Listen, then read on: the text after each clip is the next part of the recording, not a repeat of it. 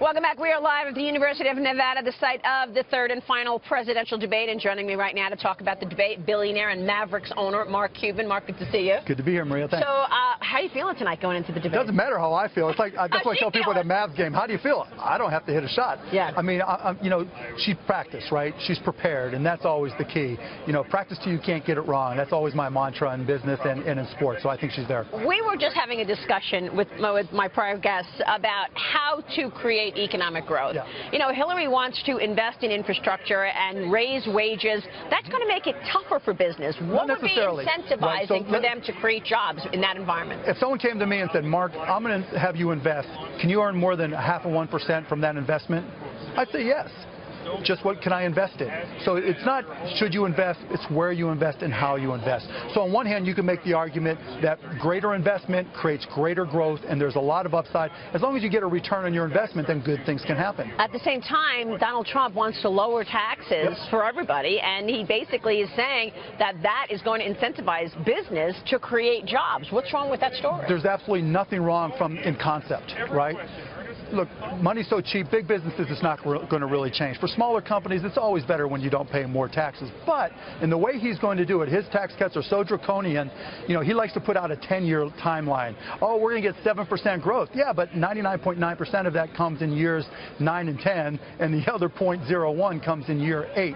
The problem is in year 1, when you lower taxes immediately, first of all, people are going to put off paying taxes and defer. So your budget and revenue, the deficit's going to go way up, revenues are going to go way down.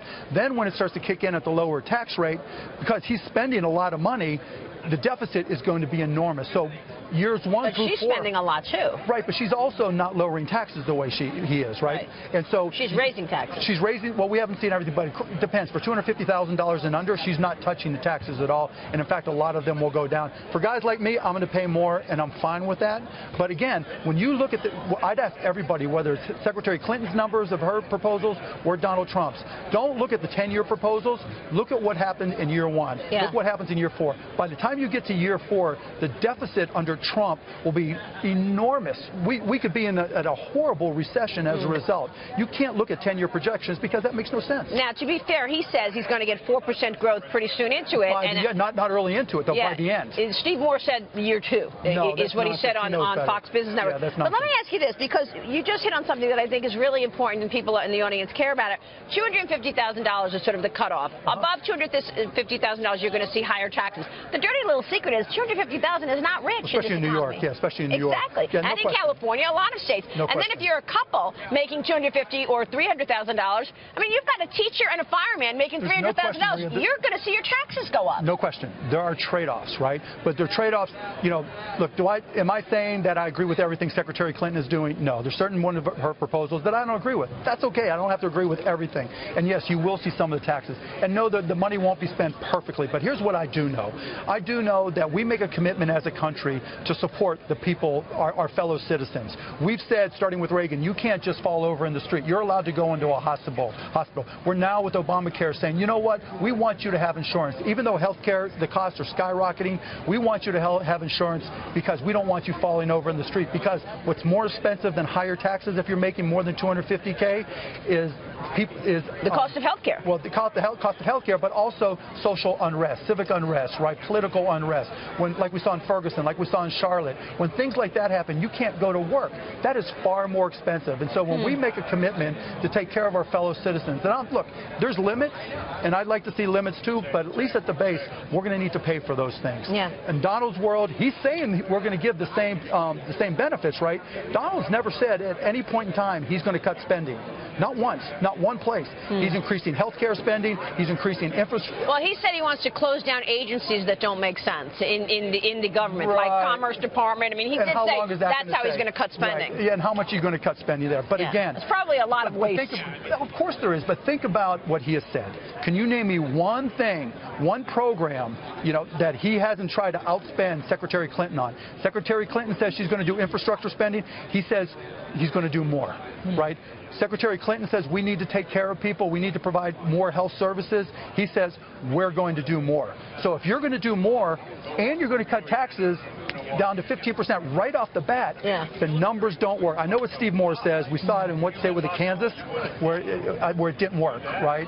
And so I know he wants it to work, but there's no evidence that it will. And you can't, look, the big argument from the Republicans is if you increase spending, right, you've either got to cut spending so you can cut taxes or vice versa. But don't you think if a couple making $250,000 to $300,000 in the next 4 years, it's going to be a very expensive 4 years for them? I'd say it's going to be more expensive with Trump because, again, who's going to pay for it? When he increases all these programs, you can't cut these agencies in 4 years. That's not going to happen, no matter how much money he thinks he can It's going to be better for them because they're going to see lower taxes. No, okay, because they might see lower taxes up front, but nothing's for free. Right? If you're increasing the programs that you're offering to everybody like Trump is offering to do, if tax revenue is down, you're going to have to borrow more. And if interest rates are going up because the economy is, heating up, and that's what they're hoping for, then the cost of all that borrowing is going up. Donald Trump has not done his own math. When I asked their people for the spreadsheets to see what will the numbers be in years 1 through 4, they wouldn't give them to me. Clinton's campaign would. Art Laffer and Steve Moore basically have said that the numbers will be 4%. But you're, when? So look, there's no way. Let me ask you this, because you have said, look, you've got to hedge on. If Trump wins, you're going to be selling everything to the stock market. I didn't say that. I said I would be hedged. Okay, tell me about that. Well, I have a lot of shorts on. I've got a lot of puts on indexes. I've got this thing called a tail hedge, which as the market tails down, the amount that I have hedged goes way up. And but if you're seeing corporate taxes at 15%, isn't that a reason to think businesses... No, that's not the issue. Okay, because 15% corporate tax is pretty good, isn't it? Yeah, I mean, I don't know necessarily that we'll get there, but again, there is a balance sheet for the United States where we have liabilities, and certain liabilities are the infrastructure programs, the health care programs, taking care of people. We don't let people die on the streets. We have to live up to those obligations, and when you cut revenue dramatically, now Steve Moore, I know, thinks it's all going to come back in a year. Money for small business is tight. Money for small business is difficult to raise, not in the tech world, but in the normal world, right? But for big companies, they talk about bringing over money that's overseas, right? They can borrow against that money. They have access to less than 1% capital. There's not going to be this huge explosion of business as much as they hope so. So that's the real problem. So I think under Trump, it's going to go upside down. Our deficit is going to skyrocket in those first 4 years. Maybe if he was around for 12 years, it might work out in the end, but that's not even the big risk.